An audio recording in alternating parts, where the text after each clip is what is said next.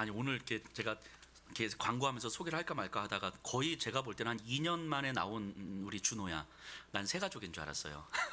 잘 왔어 준호야. 이제 안 빠질 거잖아요, 그죠? 네. 준호 월급 탄대요. 자, 자 우리 말씀을 나누도록 하겠습니다. 오늘 설교 제목이요, 그러니까 복음의 공공성이에요. 복음의 공공성. 이게 우리에게는 조금 낯선 개념일 수도 있을 것 같아요. 이제 복음은 기본적으로 사적이지 않다, 사유화해서는 안 된다 라는 의미예요. 복음의 공공성 또는 공적 복음 이렇게 표현하기도 하는데요. 이 의미를 우리가 좀 오늘은 좀 진지하게 좀 생각해 보려고 합니다. 그래서 누가복음 12장이 오늘 말고 한 3번 정도 더 남았거든요. 12장을. 그러니까 누가복음 12장을 진행하면서 이 복음의 공공성에 대한 이야기를 계속 좀 풀어가려고 해요. 그래서 오늘은 이 복음의 공공성의 가장 기본적인 좀 개념을 좀 잡는다라고 생각하시면 될 것 같아요. 그래서 오늘 설교는 조금 더 집중해서 들으시면 좋겠습니다. 우리에게는 이제까지 오랜 신앙생활을 하셨던 분들에게는 너무 익숙하게 복음을 사유화하는 것, 사적으로 만드는 것에 대해서 굉장히 익숙해져 있기 때문인 거거든요. 물론 예수평화교회에서 신앙생활 하시는 분들에게는 그래도 조금은 이 공적 복음에 대한 익숙함이 계시겠지만, 그래도 아직은 우리에게 좀 낯선 개념일 수 있을 것 같아요, 한국교회 성도들에게는.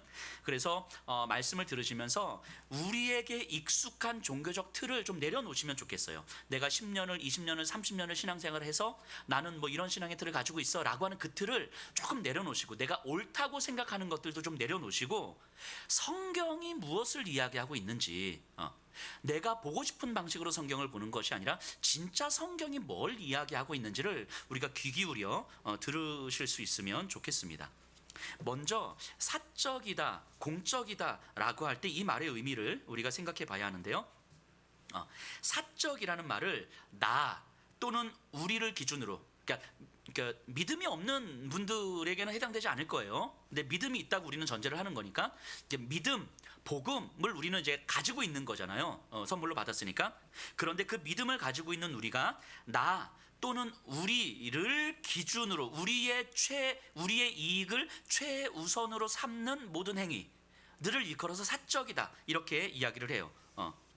그런 것들을 이제 믿음을 사유화한다 이런 방식으로 표현하거든요. 뭐 예를 들면 이런 거겠죠. 다른 사람들이 어찌 되건 그건 관심사가 아니고 우리 가족만 중요하다고 여기는 생각과 행동, 이런 걸 사적이다 이렇게 이야기해요. 조금 더 넓히면 다른 교회들이 어찌 되건 상관없이 우리 교회에 유익한 방식으로 행동하고 생각하는 것, 이런 걸 사적이다라고 이야기해요. 이걸 좀 더 확장시키면 다른 종교 또는 세상이 어찌 되건 상관없이 기독교에 유익한 방식으로 생각하고 행동하는 것, 이런 것을 사적이다라고 이야기를 하고요. 그러니까 다른 나라가 어찌 되건, 세계에서 다른 나라가 어찌 되건 상관없이 우리나라에 유익한 방식, 우리나라에만 유익한 방식으로 생각하고 행동하는 것, 이런 것들을 사적이다 이렇게 이야기해요. 즉 사적이다라고 말할 때는 규모의 크고 작음은 상관이 없어요. 나 또는 우리로 묶일 수 있는 집단의 이익을 최우선으로 여기는 사고방식과 행동방식, 이런 것들을 사적이라고 이야기하는 거죠. 이걸 좀 더 아주 쉽게 바꿔 말하면 나 또는 우리 외에 다른 것들에는 별로 관심을 갖지 않는 거예요. 이런 걸 이제 사적이다라고 이야기하는 거예요. 그러니까 믿음을 가지고 있는 사람들이 나 또는 우리 외에 다른 일들, 다른 사람들에게 그닥 관심을 갖지 않는 이 모습, 이것을 이제 사적이다라고 표현을 하는 거죠. 반면 공적이라고 말하는 건 공동체적 사고를 하는 거예요. 우리 가족만이 아니라 주변의 다른 사람들과 우리 가족이 함께 잘 살 수 있는 방식을 고민하는 것, 이런 게 공동체적 사고방식인 거죠. 우리 교회만이 아니라 우리 교회를 포함한 다른 교회들과 함께 잘 살 수 있는 방식을 고민하는 것, 이런 게 공적인 거예요. 우리 기독교만이 아니라 이 기독교가 포함된 이 세상이 함께 잘 살 수 있는 방식을 고민하는 것, 이런 게 공적인 거예요. 우리나라만이 아니라 이 세계 열방이 함께 잘 살 수 있는 방식을 고민하는 것, 이게 공동체적 사고, 즉 공적 사고라고 이야기하는 거예요. 공동체적 사고라고 하는 것은 기본적으로 관계적 사고잖아요. 에덴 동산을 생각해 보세요. 하나님께서 아담을 창조하셨거든요. 그 아름다운 창조 질서였잖아요. 하나님께서 창조 질서를 바라보시면서 정말 반복해서 감탄하시면서 하셨던 말씀이 뭐냐면 보기에 좋았더라, 보기에 좋았더라, 하나님 보시기에 아름다웠더라, 이런 얘기였었거든요. 그런데 창조 질서에서 딱 한 군데 하나님 보시기에 좋지 않았더라 라는 구절이 하나 나와요. 그게 어디냐면 아담이 혼자 있었는데 아담이 홀로 독처하는 것이 보기에 좋지 않으시니 라고 나와요. 하나님은 아담을 보면서 정말 잘 먹고 잘 살고 하나님을 열심히 예배하고 하나님이 열심히 찬양하고 하나님께 열심히 봉사하고 헌신하고 이런 걸 원하신 게 아니었다는 거예요. 그게 하나님 보시기에 좋지 않았다 이렇게 이야기하는 거예요. 그래서 하나님께서 뭘 허락하십니까? 하와를 허락하시는 거죠. 하나님께서 아담에게 원하셨던 것은 혼자서 하나님 앞에 열심히 예배드리는 걸 원하는 게 아니고 하와와의 관계를 원하시는 거예요. 하나님과의 관계는 곧 아담과 하와의 관계라는 거예요. 이 관계 안에서 하나님의 아름다움을 만들어가는 거죠. 즉 하나님의 사랑을, 하나님의 평화를, 하나님의 정의를, 하나님의 가치를 아담과 하와와의 관계 속에서 만들어가는 거죠. 즉 하나님의 통치라고 하는 건 하나님을 믿는다고 하는 건 기본적으로 이런 관계적 개념이 있다는 거예요. 이걸 공동체적 사고 이렇게 이야기하는 거죠. 이게 한 개인과 개인의 관계일 수도 있고 집단과 집단의 관계일 수도 있고 종교와 종교의 관계일 수도 있고 나라와 나라의 관계일 수도 있는 거예요. 기본적으로 복음은 믿음이라고 말할 때 이것은 관계적 개념이라는 거죠. 우리만을 생각하는 방식은 이걸 사유화한다, 사적이다라고 이야기하는 것이고 관계적 개념, 공동체적 개념으로 생각하는 것을 공적이다 이렇게 이야기를 합니다. 그렇기 때문에 무엇이 우리에게 유리한가 불리한가, 교회와 기독교에게 이것이 유리한가 불리한가를 기준으로 판단하면 안 된다는 거예요. 그런 내 유분리를 기준으로 판단하는 것이 아니라 하나님 나라의 보편적 가치인 정의, 평화, 사랑, 생명 이런 것들을 추구하는 일인가, 이것이 판단의 기준이 된다는 거예요. 자, 이런 상상을 한번 해보세요. 우리나라가 이제 국회에서 기독교와 교회를 장려하기 위해서 기독교 교회에서 교회에 헌금을 하면 기부금으로 받아주고 불교의 절에 가서 헌금하면 기부금으로 받아주지 않겠다라는 법을 땅땅 제정했어요. 자, 여러분들 어떤 생각 드십니까? 아멘. 하나님 감사합니다. 이런 생각이 드시나요? 또 교회에서 세례를 받은 사람에게 취업 시 가산점을 주는 제도를 법으로 딱 정한 거예요, 국회에서. 여러분 할렐루야 이렇게 하실까요? 그러면 청년들이 막 이렇게 교회로 몰려들지 않겠습니까? 예를 들면 우리 교회처럼 세례 한번 받으려면 1년의 교육을 받아야 되잖아요. 6개월 교육받고 학습받고 6개월 교육받고 이제 세례받고. 그럼 최소한 1년 전에는 와서 1년 동안은 등록교인으로 그 이후에 교회를 나오든 안 나오든 이렇게 세례 받으면 취업 가산점 준다니까 막 몰려들지 않겠습니까? 자, 이런 일이 만약에 벌어진다면 어떤 생각이 드시겠습니까? 하나님 아멘 이런 마음 드시겠습니까? 물론 이제 극단적인 예이지만 이런 식의 생각이 기독교를 이단으로 만들어가는 거예요. 이게 이단이에요. 이런 게 이단. 이런 것들을 보고 믿음을 사적으로 만들었다 이렇게 이야기하는 거예요. 교회에만 유익이 되는 방식, 기독교에만 유익이 되는 방식. 자, 만약에 그런 사고를 가지고 있다면 우리가 생각하는 하나님을 다시 생각해 봐야 되는 거예요. 우리가 생각하는 하나님이 어떤 분이십니까? 교회를 도와주시는 분, 기독교인만 사랑하는 분으로 생각하고 있는 거잖아요. 그래서 이 세상이 기독교인들이 잘 사는 나라, 교회들만 잘 되는 나라. 근데 성경은요 어디에서도 그런 이야기를 하지 않습니다.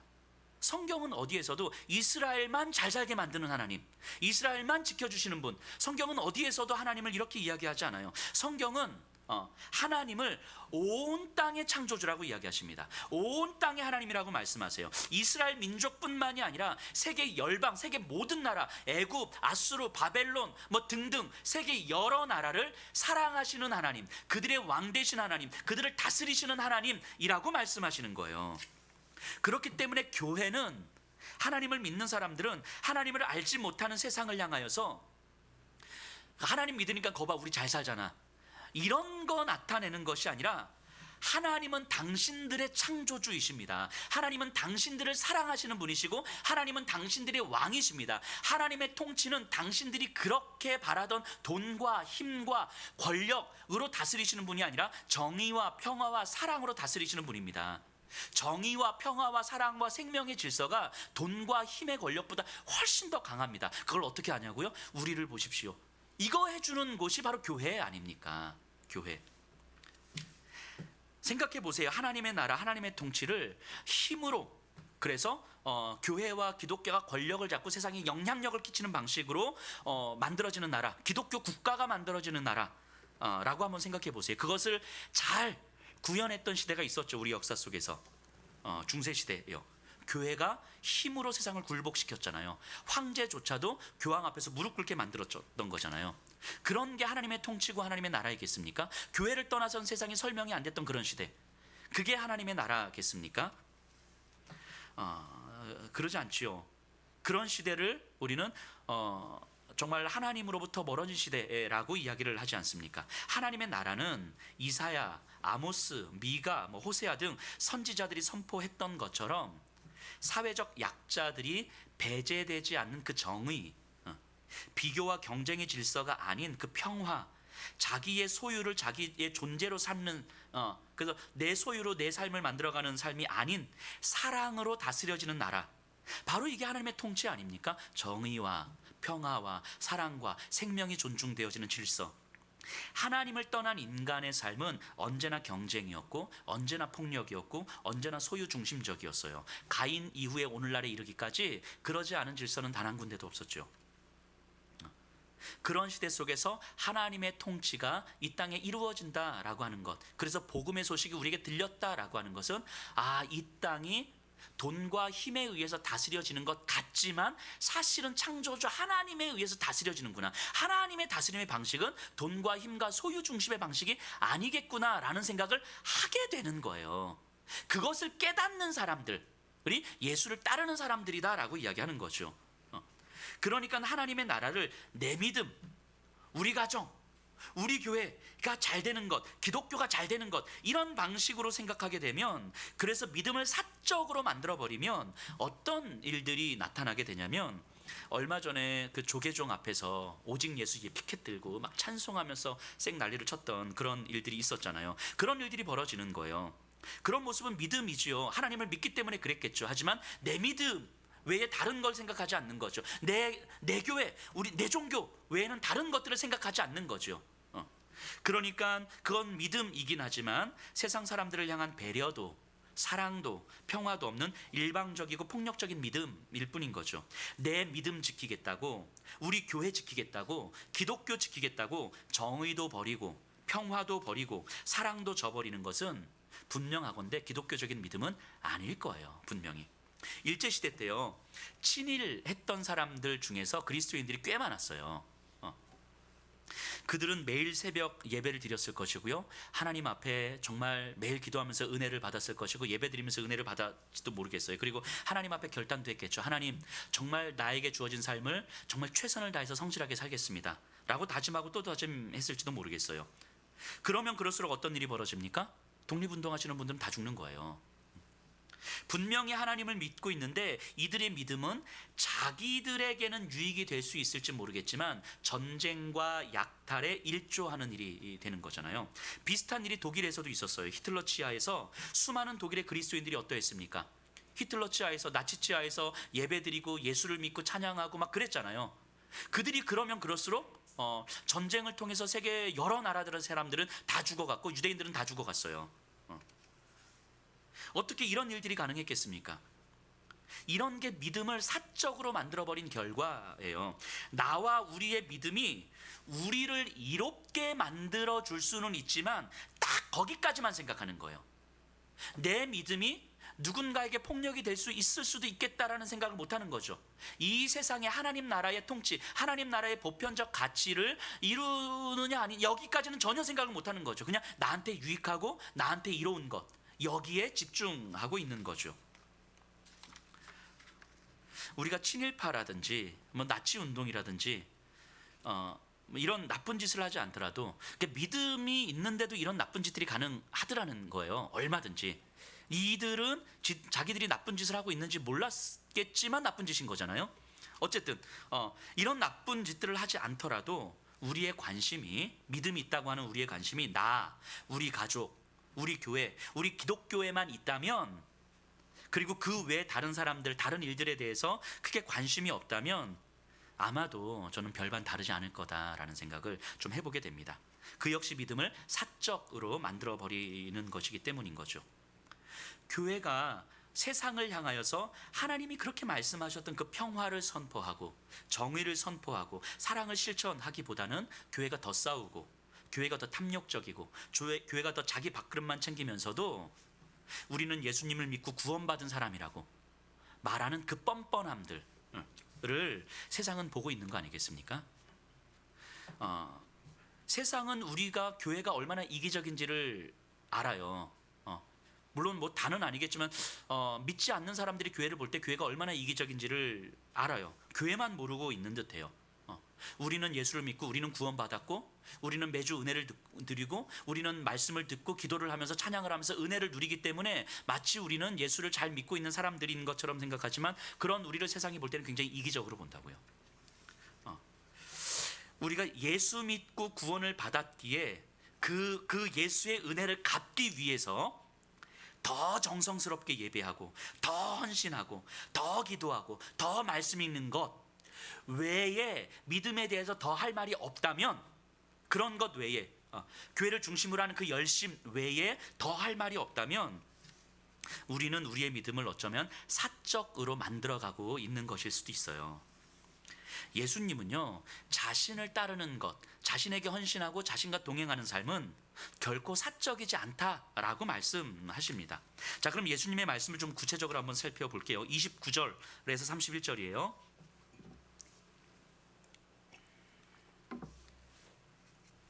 너희는 무엇을 먹을까 무엇을 마실까 하여 구하지 말며 근심하지 말라.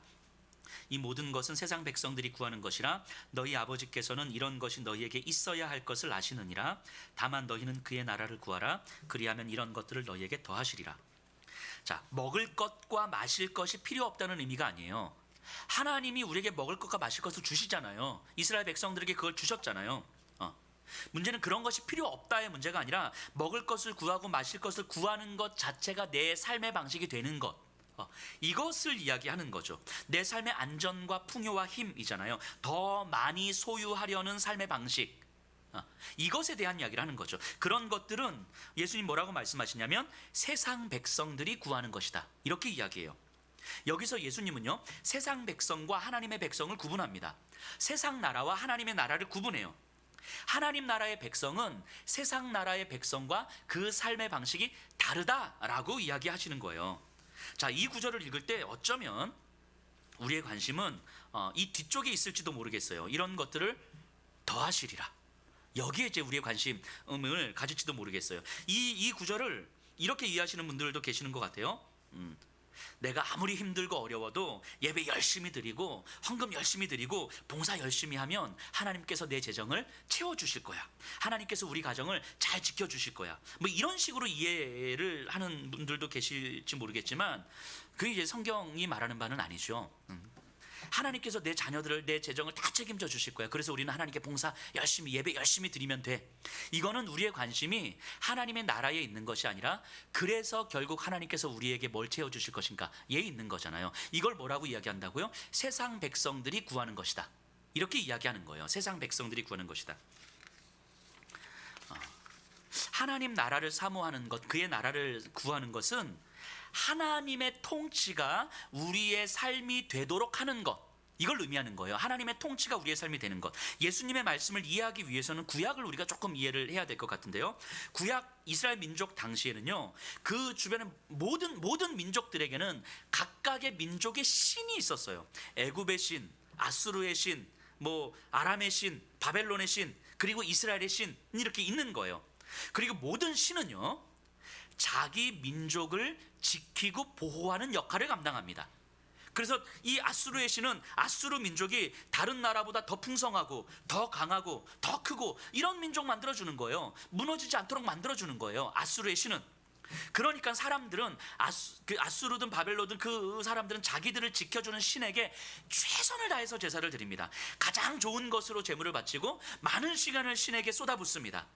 그래야 그 신들은 그 사람들의 정성을 보고 그 헌신을 보고 좋은 제물을 보고 그들에게 은혜를 베풀어 주는 거예요. 부국강병하게 만들어주고 먹을 것도 많이 주고.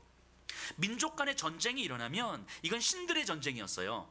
그래서 이 신과 신이 전쟁하는데 더 강한 신이 이기는 거예요. 그래서 패배한 나라들은 승리한 나라의 신을 받아들여요. 왜요? 더 강한 신의 보호를 받는 것이 우리에게 훨씬 더 유익한 거니까.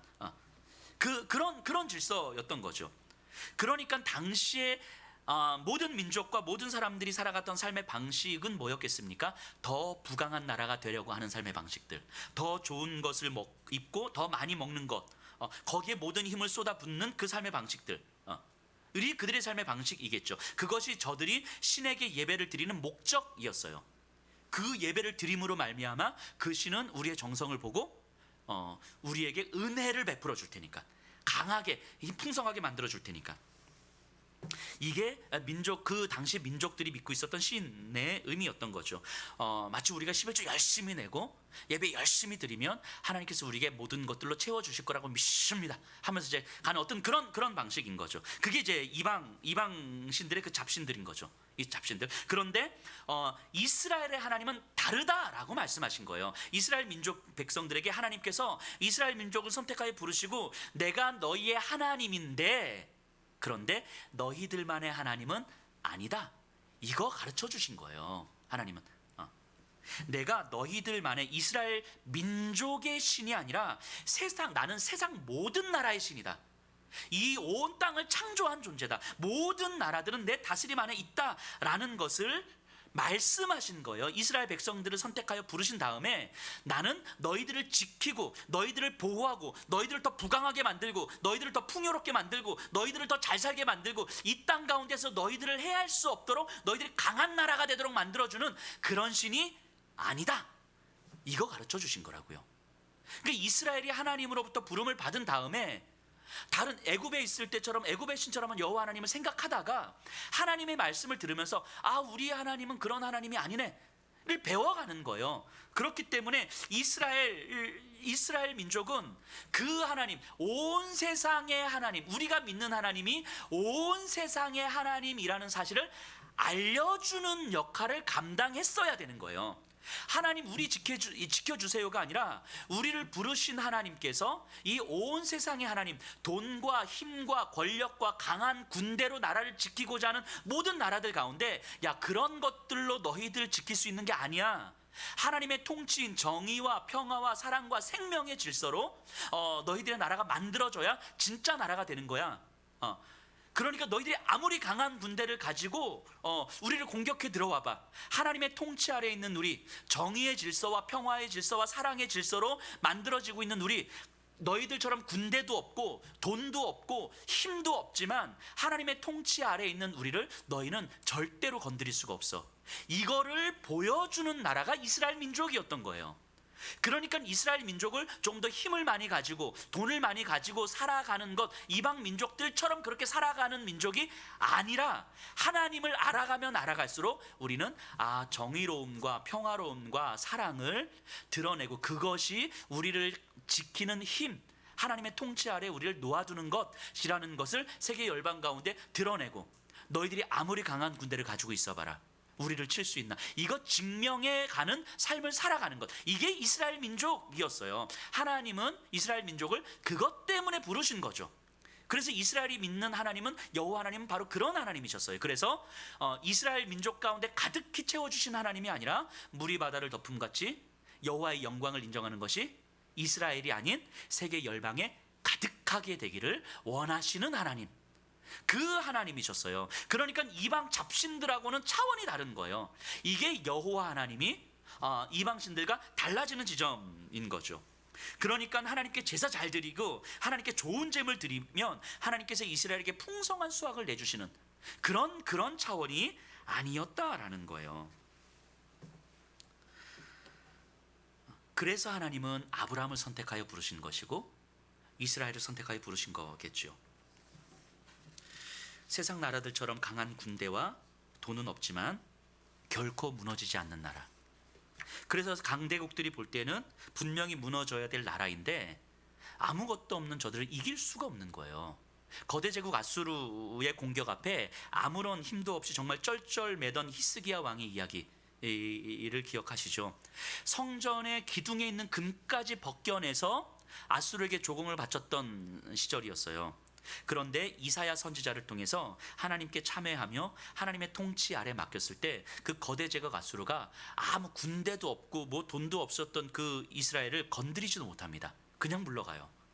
이 장면은요, 그러니까 예배 잘 드리니까 하나님 지켜주시구나 이 얘기하는 게 아니에요. 하나님의 통치를 보여주는 장면인 거죠. 돈과 군대와 힘과 권력증을 추구하는 그 세상 나라는 절대로 하나님의 나라, 하나님의 통치 아래 놓여져 있는 나라를 이길 수 없다라고 하는 것을 보여주는 거예요. 즉 세상의 힘이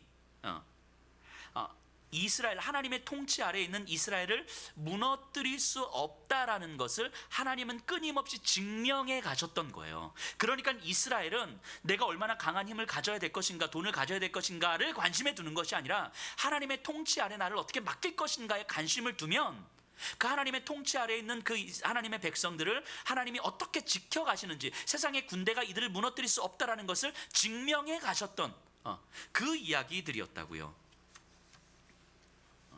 그래서 결국 이스라엘뿐만이 아니라 세상 모든 나라가 하나님의 통치 안으로 들어와야 한다는 것, 그것을 알려주는 통로로서 이스라엘 민족은 존재했던 거예요. 그게 이스라엘 민족의 이스라엘이 존재 이유였겠죠.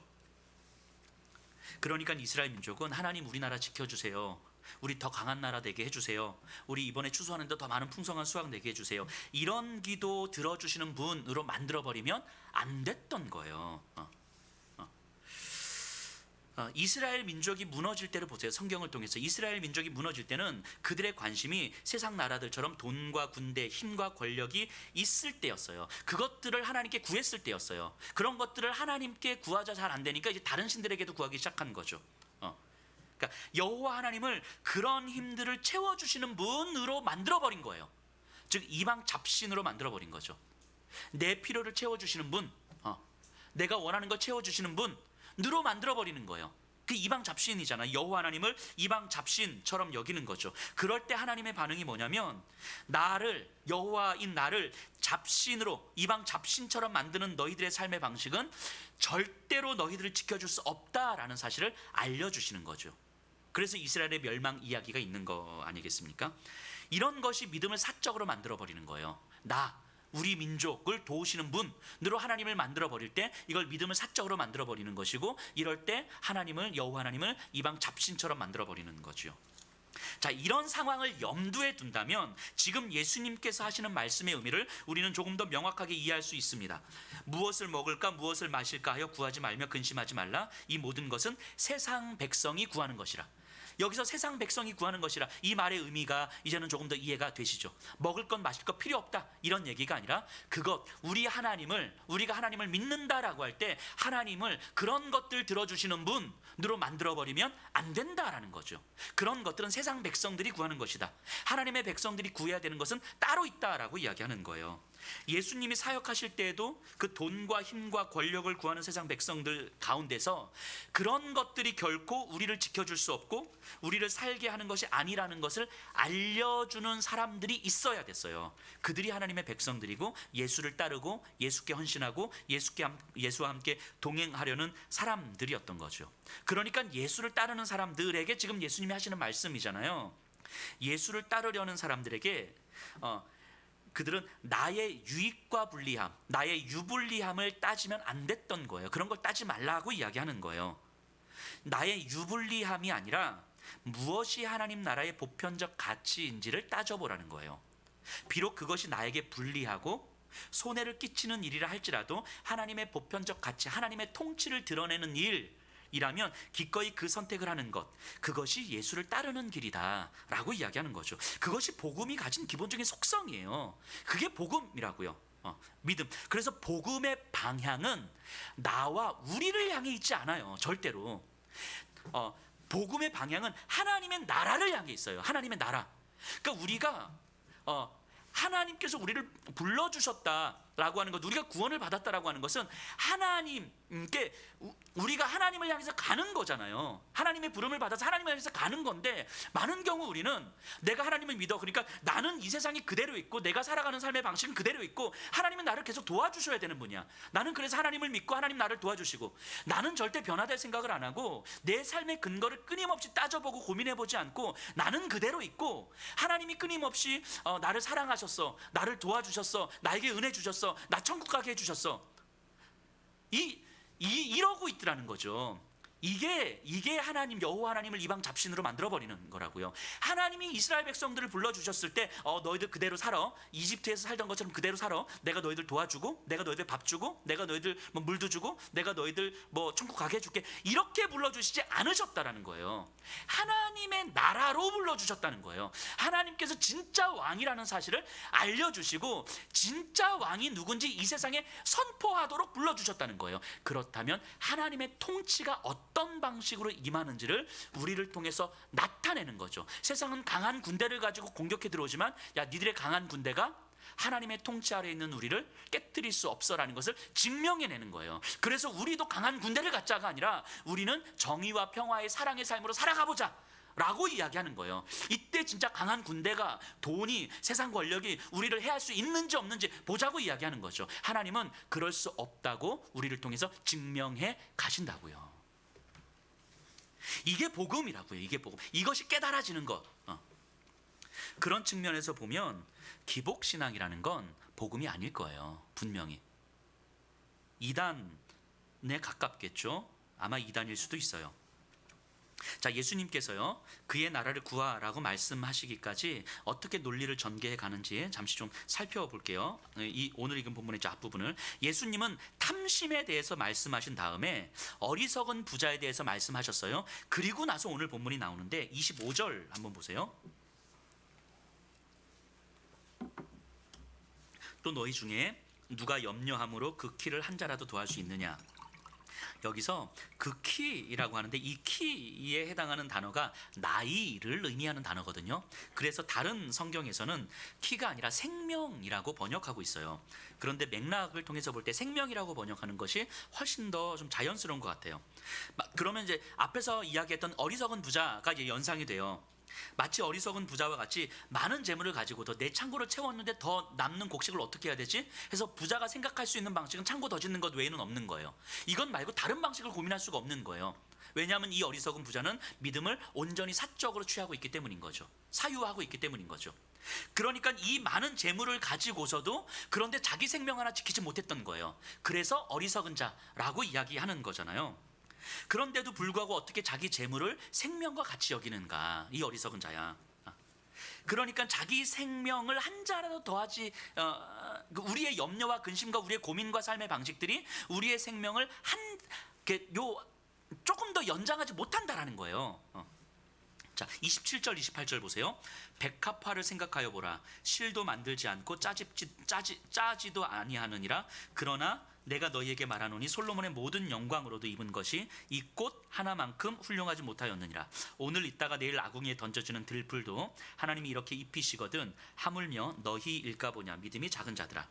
자, 백합화 드레핀 꽃 이야기하는데요. 여러분들, 백합화 드레핀 꽃이 정말 솔로몬의 영광보다도 더 훌륭하다고 믿으세요? 그럼 여러분들에게 솔로몬의 영광을 줄까, 드레핀 여기 들꽃 하나 줄까요 했을 때 저는 들꽃입니다 이렇게 말씀하시겠어요? 저는 솔로몬의 영광을 선택할 것 같거든요. 저는 솔로몬의 영광이 훨씬 더 아름답죠. 더 좋죠, 당연히. 비교가 안 되죠. 그러면 예수님께서 어떤 의미로 이거 말씀하셨을까 한번 생각해 봐야 되잖아요. 이 앞에서 계속 이어지는 흐름 속에서 우리가 보셔야 돼요.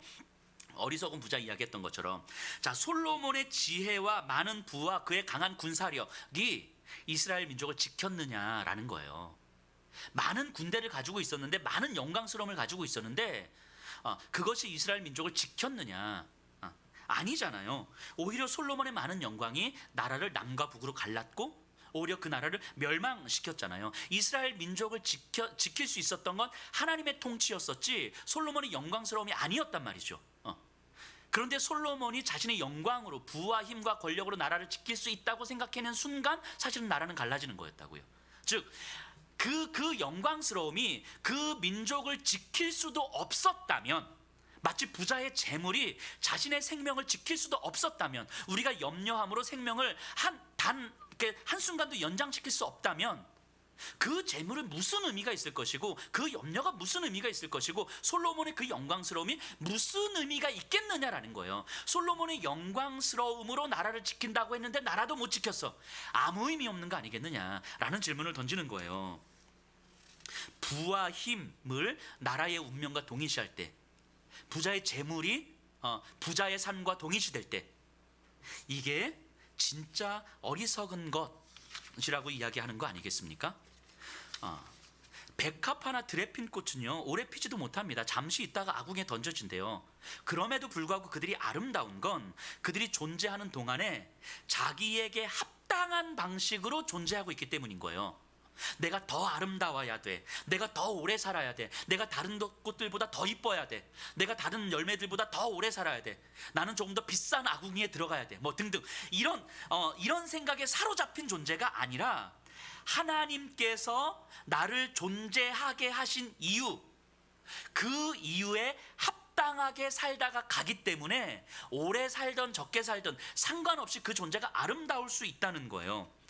이 땅에서 더 많이 누리는 것, 더 많이 소유하는 것에 우리의 관심이 집중되면 그때 하나님은 잡신이 되어버리는 거예요. 우리는 잡신으로 여겨지는 거예요. 하지만 하나님께서 존재하게 하신 이유, 거기에 관심을 쏟을 때, 우리의 관심이 나를 이 땅에 존재하게 하신 이유, 이스라엘 민족을 부르시고 이스라엘 민족을 이 땅에 존재하게 하신 이유, 거기에 이스라엘 민족의 관심을 쏟을 때에 그 삶은 아름다울 수 있는 거예요.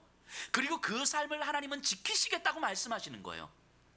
그런데 이스라엘이 그러니까 우리에게 강한 군대 좀 주세요, 그러니까 우리에게 강한 힘도 좀 주세요 라고 말하는 순간 사실은 그들은 자신의 존재 방식에 합당하지 않은 방식으로 살아가게 되는 것이고, 그런 삶을 어리석다라고 이야기하는 거예요. 그리고 그런 삶은 세상 백성들이 구하는 것이다 라고 말씀하시는 거죠.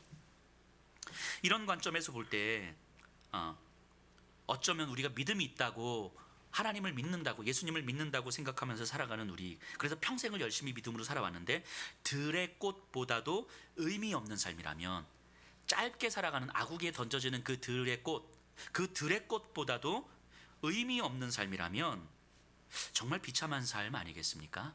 정말 여전히 하나님을 믿고 살아가면서도 믿음을 사유화하고, 그래서 하나님께서 나를 존재하게 하신 방식, 거기에 합당하게 내 삶에 관심을 두고 맞추어가는 것이 아니라, 그래서 하나님을 믿기 때문에 내가 조금 더 누리고 싶고 내가 조금 더 갖고 싶은 것에 내 관심이 집중되어진다면 솔로몬의 영광스러움이 과연 어떤 의미가 있겠느냐라고 말하는 것처럼 우리에게 똑같은 이야기 하는 거 아니겠습니까? 들의 꽃보다도 못한 존재가 되어버리는 거 아니겠습니까?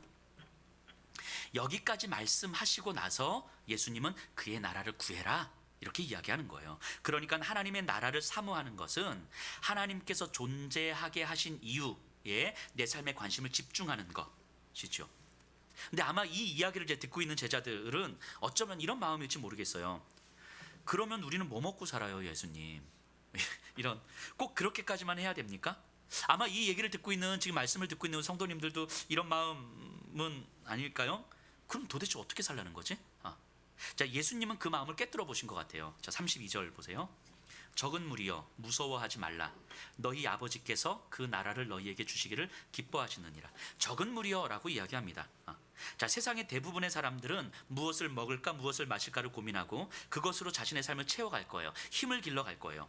그들의 세상 안에서 그들이 하는 고민이 아닌 하나님 나라의 보편적 가치를 고민하는 자들은 정말 작고 초라한 그 적은 무리일 수밖에 없어요. 광야 이스라엘 백성들의 초라함처럼 가나안 땅에서 이스라엘 민족, 예전에도 말씀드렸던 것처럼 가나안 땅 자체는 강대국이 될 수 없는 지정학적 위치잖아요. 하나님께서 일부러 거기에 놓아두신 거 아니겠습니까? 그러니까 그 이스라엘 민족은 처음부터 끝까지 초라했어요.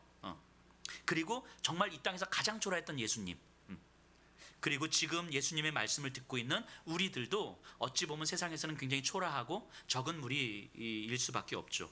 그런데 그 초라하고 볼품없는 존재들을 통해서 하나님께서는 자신의 통치를 나타내시는, 자신의 통치를 이 땅 가운데 드러내는 그 이야기가 성경의 이야기잖아요.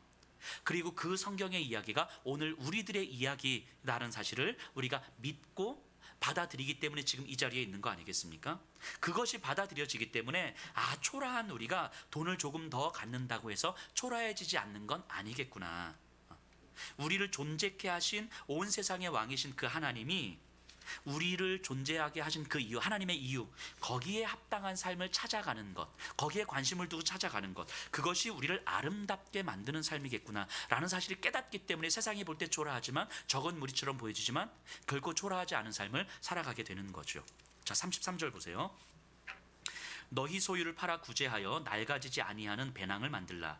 곧 하늘에 둔 바 다함이 없는 보물이니 거기는 도둑도 가까이 하는 일이 없고 좀도 먹는 일이 없느니라. 자, 그리고 나서 구체적인 행위를 가르쳐 주세요. 소유를 팔아 구제하라. 가난한 자들을 돌보아주고 사회적 약자들에 대한 긍휼을 너희들의 삶으로 삼으라. 뭐 이런 얘기예요. 하늘에 쌓은 보물, 이거를 뭐 헌금 많이 내면 하늘에 2층 집 짓고 3층 집 짓고 이런 의미로 이해하시면 안 되죠. 이제까지 우리가 살펴본 것처럼 정의를 행하라는 거예요. 평화의 질서와 사랑의 질서를 만들어가라는 거죠. 당시 이스라엘의 기준으로는, 유대인들의 기준으로는 도저히 환영받지 못하는 이들이 있었어요. 제사도 제대로 지킬 수 없고 율법을 준수할 수도 없는 사람들이 있었어요. 치유가 필요한 사람들이 있었어요. 그런데 그들을 환영하고 그들을 환대하고 그들에게 마음을 열고 그들과 함께 식사를 나누고 그들과 함께 교제를 나누는, 예수님께서 그들과 함께 그렇게 교제를 나누는 그 자리에 하나님의 통치가 임했다라고 예수님은 말씀하시는 거예요. 그들을 단지 동정심으로 도와주는 것이 아니라 예수 공동체의 핵심 멤버로 받아들이는 그 자리에 하나님의 통치가 이루어지고 있다라고 말씀하시는 거죠. 그러니까 예수님은 끊임없이 자신의 발걸음을 통해서, 자신의 어떤 삶의 여정들을 통해서 힘이 없고 가진 것이 없고 종교적인 능력도 없고 이 사회에서 배제되고 그 스스로 어떤 것도 할 수 없는 그런 사람들을 향하여서 끊임없이 손 내밀고 그들을 받아들이고 환대하고 그들과 함께 하나님의 통치를 소망하고 만들어가고, 그로 인하여서 종교 지도자들의 공격을 받을 수밖에 없었음에도 불구하고 그들과 함께 하는 것이 예수님에게는 득보다 실이 훨씬 더 많았음에도 불구하고 그 걸음이 하나님의 통치를 이루어가는 길이라는 것을 알았기 때문에 그 걸음을 멈출 수가 없었던 거죠. 그리고 급기야는 십자가에 죽기까지 하신 거 아닙니까? 그리고 그 예수님은 자신과 함께 있기를 원하는 자들, 자신을 따르는 자들을 향하여서 똑같은 말씀을 하시는 거예요. 이 땅에 하나님의 통치를 이루어가는 삶이 무엇인지를 보여주시고 말씀하시고 그 걸음을 걸으라고 이야기하는 거죠. 이것이 너희 소유를 팔아 구제해라, 이 말씀이에요. 이게 단순한 돈의 문제가 아니죠. 돈으로 상징되는 우리의 모든 것이죠. 예수를 따르는 자, 세상 백성이 아닌 하나님 백성의 삶, 그리고 그 백성은 세상의 힘과 돈과 권력이 결코 이길 수 없는, 해할 수 없는 그 삶을 경험해 가는 자인 거겠죠. 이것이 예수 그리스도의 복음이 갖는 공공성이에요. 공적 복음이라고 하는 거죠. 믿음을 결코 사유화시킬 수 없는 것, 사적으로 만들어갈 수 없는 이유인 거죠. 그러면 오늘날 우리들의 모습을 한번 좀 돌아보시면 좋겠어요. 개인이든 아니면 교회든 뭐 기독교 전체이든 이 시대의 모습을 한번 좀 보면 어떻습니까? 우리들의 사고방식들, 생각하는 방식들을 한번 보세요. 코로나 시기에 교회들이 보여준 모습, 교회를 지키고 기독교를 지키고자 하는 그런 모습들이 어쩌면 믿음을 사적으로 만들어가는 모습은 아니었을까요? 기독교는요, 교회는요, 우리가 지키는 게 아니에요. 우리가 피켓 들고 막 간다고 해서 지켜지는 게 아니에요. 그게 얼마나 교만하고 오만한 짓입니까? 교회는 하나님이 지켜주시는 거예요. 하나님의 통치로, 하나님의 권능으로 성령 하나님께서 교회를 지켜주시는 거예요.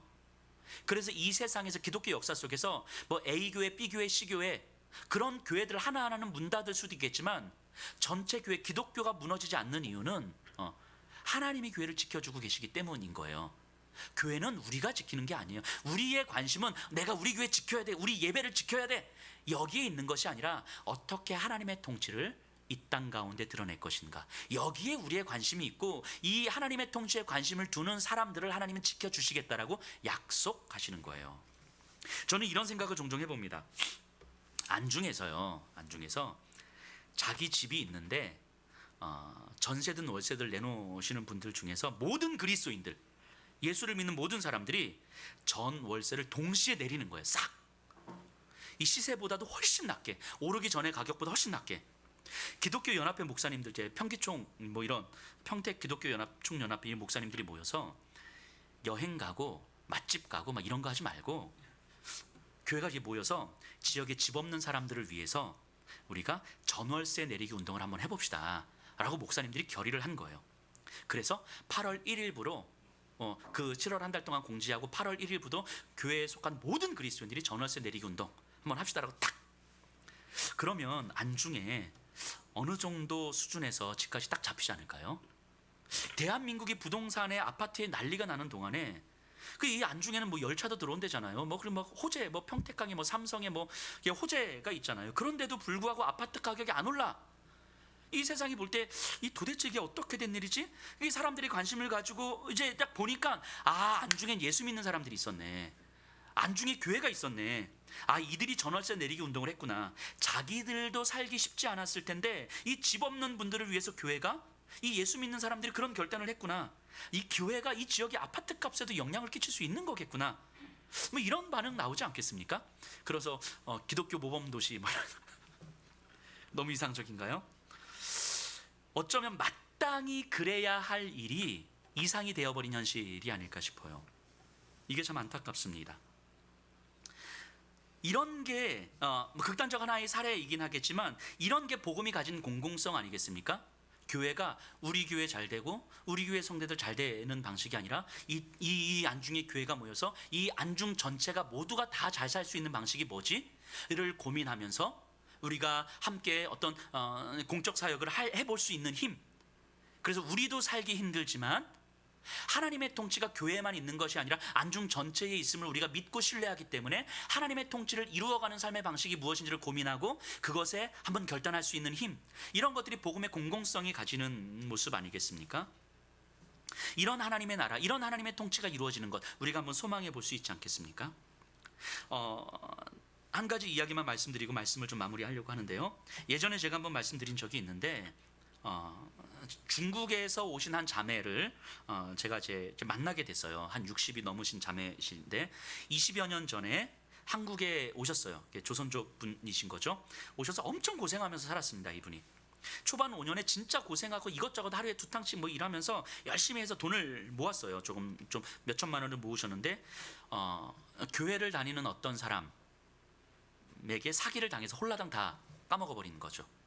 이 자매는 교회를 한 번도 가본 적도 없고 뭐 교회에 대해서 전혀 몰라요. 그런데 이러면서 교회에 다니는 사람들은 다 나쁜 사람들이구나. 내 평생 교회를 가면 안 되겠구나. 이 생각을 이제 하셨다는 거예요. 그리고 또 열심히 살았어요. 그리고 한 5, 6년 정도 전에 조그만 식품 공장을 이제 시작하셨거든요. 그리고 이제 얼마 전에 이제 공장을 이전했어요. 이쪽 화성 쪽으로. 근데 뭐 본인이 가진 것도 별로 없고 또 아는 것도 별로 없으니까 이제 쉽지 않았는데 어떤 부동산 하시는 제 사장님이 그냥 도와주시더라는 거예요. 이전하는 과정, 공장 부지를 또 공장을 얻는 과정, 또 좀 부족한데 뭐 대출을 어떻게 하고 심지어 자기 재정을 쏟아서 이렇게 어쨌든 하나부터 열까지 너무 헌신적으로 다 도와주신 거예요, 이분이. 그래서 이제 어쨌든 공장을 오픈을 했어요. 그러면서 이 자매가 이제 그 부동산 사장님한테 이런 이야기를 한 거예요. 당신이 나를 잘 알지 못하는데 너무 많은 도움을 받아서, 진짜 많은 도움을 받아서 내가 뭔가 은혜를 좀 갚고 싶은데 내가 어떻게 은혜를 갚아야 됩니까? 라고 이야기를 했더니 이 부동산 사장님이 이렇게 이야기를 하더라는 거예요. 나한테는 그거 안 갚아도 된다고. 근데 내가 이렇게 했던 건 하나님이 나를 너무너무 사랑하셔서, 나는 하나님을 믿는 사람인데 하나님이 나를 너무너무 사랑하셔서 내가 받은 하나님의 사랑을 당연하게 그냥 보여준 것뿐이라고. 그러니까 나한테 갚을 것이 아니라 그냥 다른 사람들한테 그렇게 흘려보냈으면 좋겠다고. 그리고 내가 부탁이 하나가 있는데 이것만 좀 들어주면 좋겠다고. 그게 뭐냐고 그랬더니 나는 내가 믿는 하나님을 당신도 좀 믿었으면 좋겠다. 내가 강요할 수는 없지만 그래도 몇 번은 교회를 좀 나가봤으면 좋겠다. 이렇게 이야기를 하더라는 거예요. 그러니까 이 자매가 교회 다니는 사람들이 다 나쁜 사람들만 있는 건 아니구나. 교회를 한번 나가볼까? 라는 생각이 든 거죠. 그때 이제 제가 만난 거예요. 그 자매를 어떻게 하다가. 그래서 그 자매 그 공장에도 가고, 그리고 공장에서 이제 그 자매하고 좀 오랜 시간 어떤 삶의 여정을 거쳐왔는지 한국에 와서 쭉 이야기를 듣는데 참 기가 막히기도 하고 참 감사하기도 한 거예요. 어찌 보면 도움을 주신 그분은 이 세상에서 참 바보 같은 사람이지만 진짜 지혜로운 사람 아닐까요? 많은 손해를 보는 것 같지만 가장 부유한 자 아니었을까 싶어요. 세상의 방식으로는 자신을 참되게 부유할 수 없음을 알기 때문에 하나님 나라의 방식으로 자신을 부욕해 만드는 삶. 그러니까 믿음을 사적으로 만들어가는 것이 아니라 믿음을 공적으로 만들어갔던. 그래서 내가 하나님을 믿고 있다는 것이 나에게 어떤 유익이 될 것인가, 어떤 불리함이 있는가가 아니라 하나님의 통치를 어떤 방식으로 드러낼 것인가를 고민하면서 살아가는 삶 아닐까요? 어쩌면 우리 그리스도인들은 또 이 자리에 계신 분들은 그 자매가 만났던 교회를 다니는 두 사람 있잖아요. 딱 아마 평생 교회를 다니는 사람이 이 두 사람을 만난 것 같은데, 이 교회를 다니는 이 두 사람 사이에 어디엔가 우리는 있지 않겠습니까? 이 극단적으로 나쁜 사람과 또 이 부동산 사장님과 같은 분 사이에 있지 않겠습니까? 우리는 여러분들은 어떻습니까? 이 두 사람 사이에 가장 중간을 기준으로 우리가 잡는다면 우리의 삶은 어느 정도 위치에 있겠습니까? 믿음을 조금 더 사유화하는 방식으로 살아가는데 익숙한 삶일까요? 아니면 믿음을 조금 더 공유하는 방식, 공적으로 만들어가는 방식의 삶에 조금 더 익숙한 방식일까요? 우리가 믿는 복음이 과연 무엇입니까? 복음은 우리를 어떻게 생각하게 만들고 어떻게 살게 만듭니까? 우리는 여전히 내 유리함과 불리함에 민감하게 반응하고 있습니까? 복음은 절대로 개인주의적일 수 없는데, 개인주의적일 수 없는 그 복음을 어쩌면 우리는 개인주의적으로 만들어가고 있는 것은 아닙니까? 우리가 이 복음이 공공성이 있다라고 하는 것을 우리가 받아들일 수 있었으면 좋겠습니다. 성경이 말하는 이 믿음이 무엇인지, 성경이 말하는 그 복음이 무엇인지, 성경을 통해서 우리가 하나님을 어떤 분으로 알아야 되는지 우리가 진지하게 묵상하고 진지하게 고민하고 우리의 삶으로 받아들일 수 있었으면 좋겠어요. 그래서 나를 자기 백성 삼으신 그 하나님은 나를 끈질기게 붙드시고, 그래서 세상의 방식에게 익숙하게 잘 살아가도록 만들지 않으시고 나를 붙드시는데 끈질기게 붙드셔서 세상의 힘으로는 나를 무너뜨릴 수 없다라는 것을 내 삶을 통해서 계속 증명해 가시는 분이 우리 하나님이시다라는 사실을 우리가 좀 받아들였으면 좋겠습니다. 그리고 우리가 믿는 하나님이 그런 하나님이시기 때문에 그 하나님을 소망하면서 오늘 하루를 또 살아가는 것, 또 오늘 한 걸음을 또 살아가는 것, 그것이 우리의 삶이고 우리의 믿음이고 우리가 믿는 복음이었으면 좋겠습니다. 우리 다 같이